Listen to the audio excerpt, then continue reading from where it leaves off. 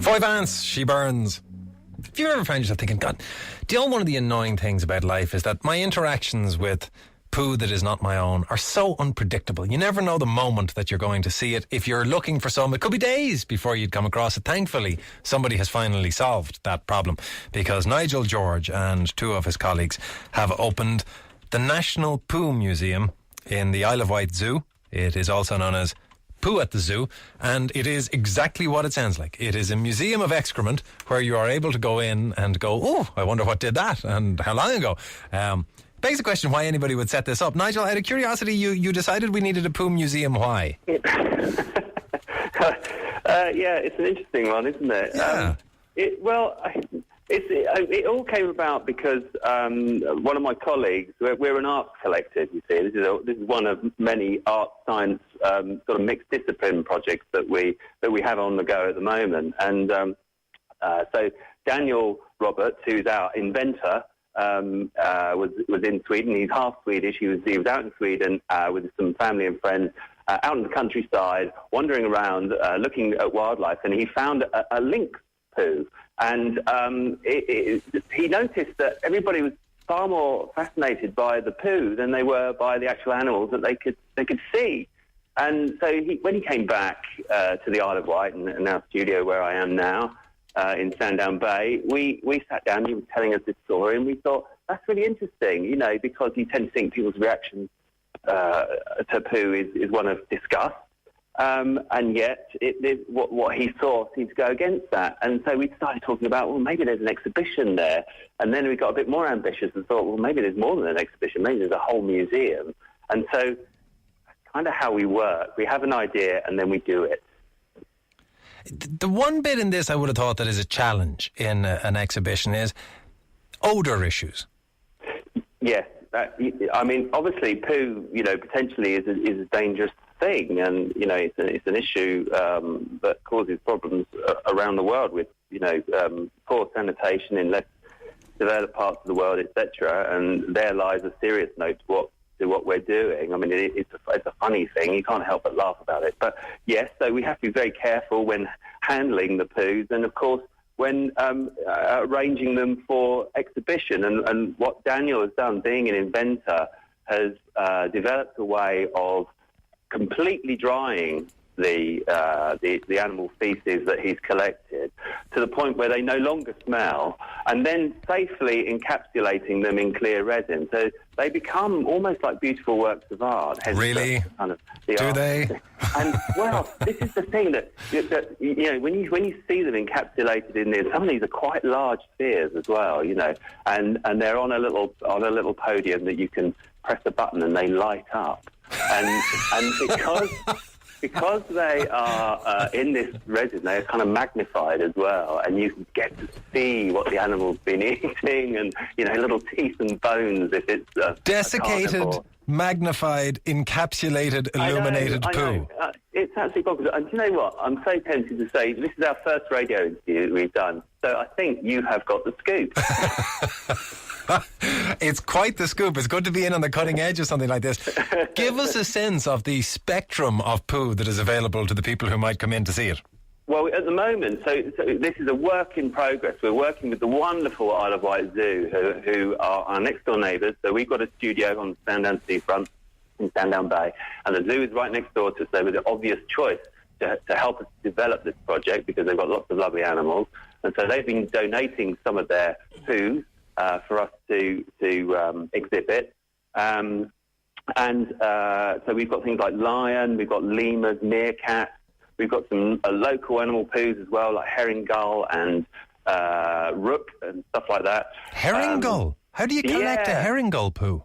Well, as I said, a lot of the work that we do is what we would call mixed discipline art science projects. And our other neighbours are some ecologists called Art Consulting. Now, they are brilliant because much of the work that they do is about, environmental enhancement, etc. And they're experts in going out and sort of, seeing what the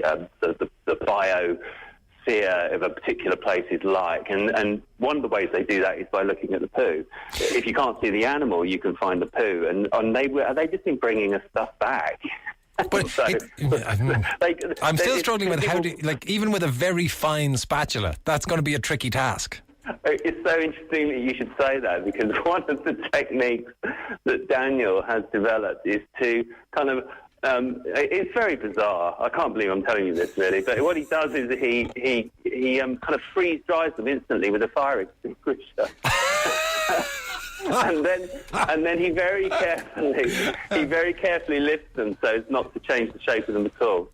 And Genius. then he puts them in a thing called a poo hammock.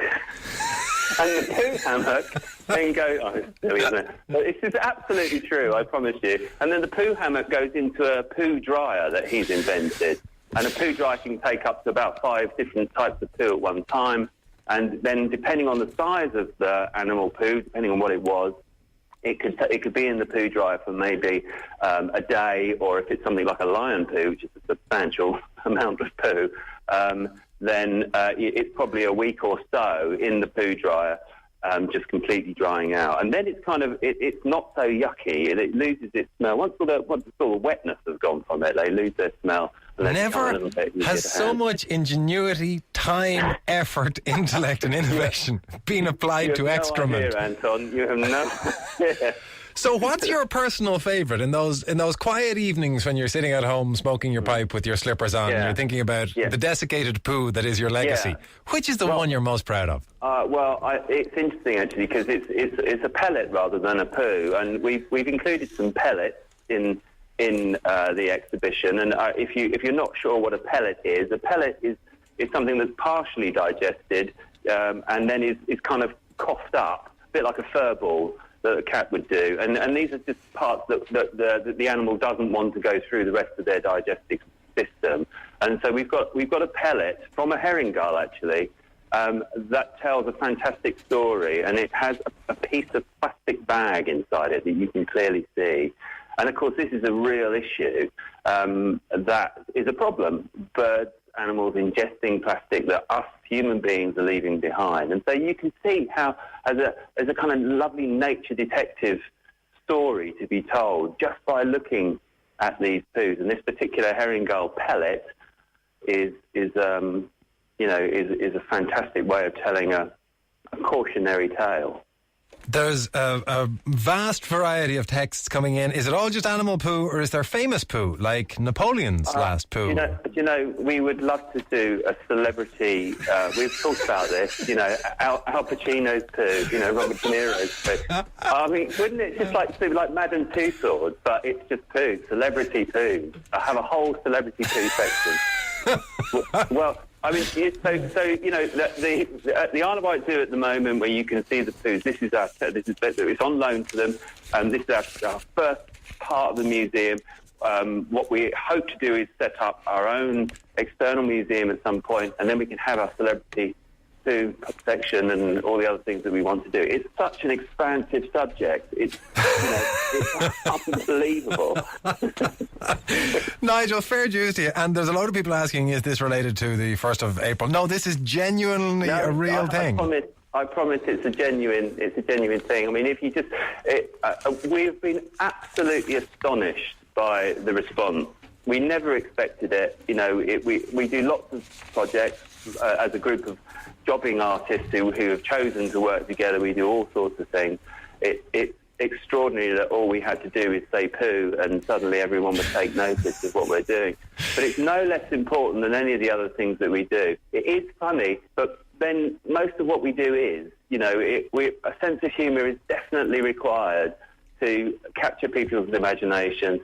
The interesting thing is that children get it instantly, and I think it's children that are dragging their parents to the Isle of Wight Zoo, not just to see their beautiful animals, but to see their beautiful animals too, as well. If you fancy seeing the world's crappiest exhibition, because you can say that with pride, Nigel, it definitely is the crappiest exhibition in the world. Yes, it is, and it's a compliment if they say that. We can't lose, can we? Good or bad, we cannot lose. It is poomuseum.org is where you can get information. Twitter is @poomuseum, and if you want to find them on Facebook, it is the National Poo Museum. Nigel, thank you very much for coming on.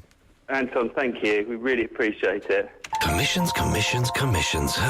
Are you a hotel, B&B or guest house and tired of paying commission to Booking.com, Trivago and all those other online travel agents? At InviteIreland.com,